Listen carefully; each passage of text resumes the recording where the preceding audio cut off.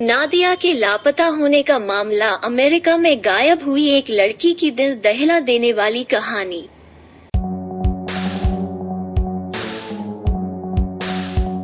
हम आपको एक ऐसी दिल दहला देने वाली सच्ची कहानी की पूरी दास्तां बता रहे हैं जहां एक 22 साल की मासूम लड़की की हत्या होती है।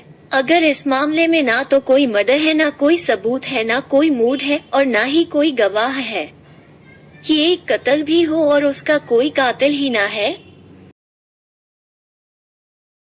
फरवरी 2014 में 22 वर्षीय नादिया मलिक अपनी 1 वर्षीय बेटी और उसके माता पिता के साथ फिलाडेल्फिया क्षेत्र में एक डेलावेयर काउंटी उपनगर ब्रूमॉल, पेंसिल्वेनिया में रहती थी। नादिया के 1 वर्षीय पिता 25 वर्षीय भूपिंदर सिंह क्लीवलैंड के एक उपनगर ओहियो के सोलोन में अपने माता पिता के अपार्टमेंट में अपनी 4 वर्षीय बेटी के साथ रहते थे।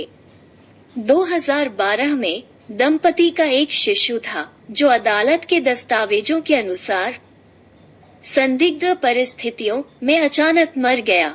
नादिया और भूपिंदर के बीच कथित तौर पर तनावपूर्ण, चालू, बंद और हिंसक के रूप में वर्णित एक रिश्ता था। नादिया को हाल ही में पेंसिल्वेनिया के अपर डाबी में CVS फार्मेसी सहायक के रूप में नौकरी से निकाल दिया गया था क्योंकि उन्होंने बहुत अधिक काम नहीं किया था। 9 फरवरी और फिर 10 फरवरी 2014 को नादिया मलिक ने अपने भाई फौद मलिक और उसके दोस्त थॉमस सिंह, भूपिंदर से कोई संबंध नहीं, को टेक्स्ट संदेश भेजे कि भूपिंदर ने उसे एक कार में अपनी मर्जी के खिलाफ रखा था। 9 फरवरी को थॉमस सिंह ने पेंसिल्वेनिया पुलिस विभाग के लैंसडाउन में नादिया के लापता होने की रिपोर्ट दर्ज कराई। इसके तुरंत बाद मामला मार्पल टाउनशिप पुलिस को स्थानांतरित कर दिया गया। 12 फरवरी 2014 को जांचकर्ताओं ने नादिया के सेलफोन के माध्यम से भूपिंदर सिंह को ओहियो के सोलन में अपने माता पिता के अपार्टमेंट में खोजा। उस दिन पुलिस के आने पर सिंह ने पिछले दरवाजे से भागने की कोशिश की लेकिन उसे हिरासत में ले लिया गया। डेलावेयर काउंटी, पेंसिल्वेनिया से जारी परिवीक्षा उल्लंघन वारंट पर अधिकारी उसे कुयाहोगा काउंटी सुधार केंद्र में ले गए। नादिया के ठिकाने के बारे में कोई जानकारी नहीं होने का दावा करने वाले सिंह के चेहरे पर खरोंच के निशान थे और एक काली आंख थी। उसने अपने पूछताछकर्ताओं को बताया कि नादिया के साथ हुई लड़ाई में उसे चोटें आई हैं। आखिरी बार उसने उसे 11 फरवरी 2014 को डेलावेयर काउंटी में देखा था। उसने उसे अपने पिता के काले 2007 निसान अल्टिमा में छोड़ दिया और सोलन में अपने माता पिता के घर के लिए बस ली। गिरफ्तार होने पर सिंह के पास नादिया का सेलफोन और उसका ड्राइविंग लाइसेंस था। गुरुवार 20 फरवरी 2014 की सुबह 10:30 बजे एक गुमनाम टिप्सटर ने मार्पल टाउनशिप पुलिस विभाग को फिलाडेल्फिया में मार्केट स्ट्रीट के पास 30वीं स्ट्रीट पर भारी रंग वाली खिड़कियों के साथ एक काले रंग की 2007 निसान अल्टिमा के बारे में बताया। पुलिस अधिकारियों को वाहन पर 8 पार्किंग टिकट मिले। निसान के अधिकारियों की झुकी हुई सामने वाली यात्री सीट में नादिया मलिक को उसकी तरफ देखा गया जैसे कि वह सो रही हो। मृत महिला पूरी तरह से कपड़े पहने हुई थी और उसके सिर पर डफेल बैग रखा हुआ था। कार में कपड़ों का ढेर, लूट चेंज और भूपिंदर सिंह को जारी किए गए प्रिस्क्रिप्शन बिल की बोतलें भी थी। कार पर पहला पार्किंग टिकट 10 फरवरी को जारी किया गया था। 23वीं और मार्केट स्ट्रीट्स पर कुछ ब्लॉक दूर दूसरा प्रशस्ति पत्र 12 फरवरी को जारी किया गया था जब निसान को मार्केट स्ट्रीट पर आपातकालीन क्षेत्र में पार्क किया गया था। जिस कार में ये 20 फरवरी को मिला था उस पर रखा गया पहला टिकट 2 दिन पहले जारी किया गया था।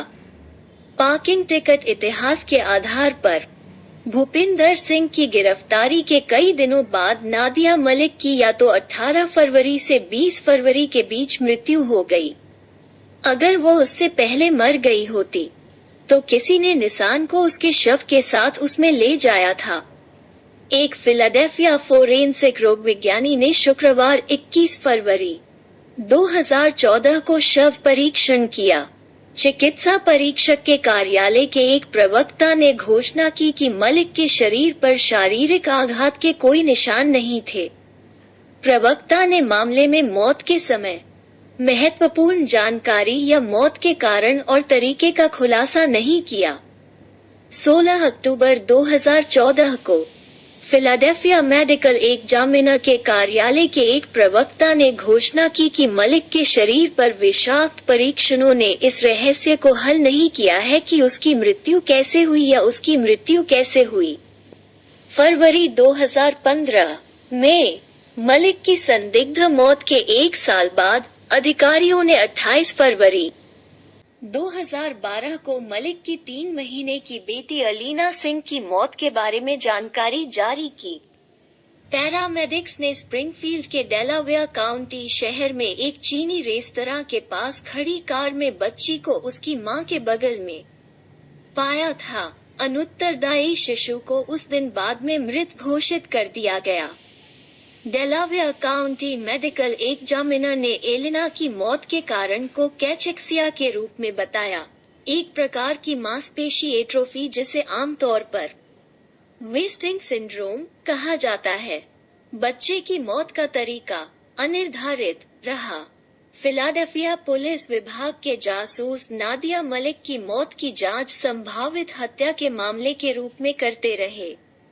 ओहियो में पुलिस द्वारा पूछताछ किए जाने पर भूपिंदर सिंह ने कहा कि वह मलिक के साथ उनके रिश्ते से संबंधित मुद्दों पर बहस करने के बाद न्यूयॉर्क शहर से ग्रेहाउंड बस में ओहियो भाग गया था।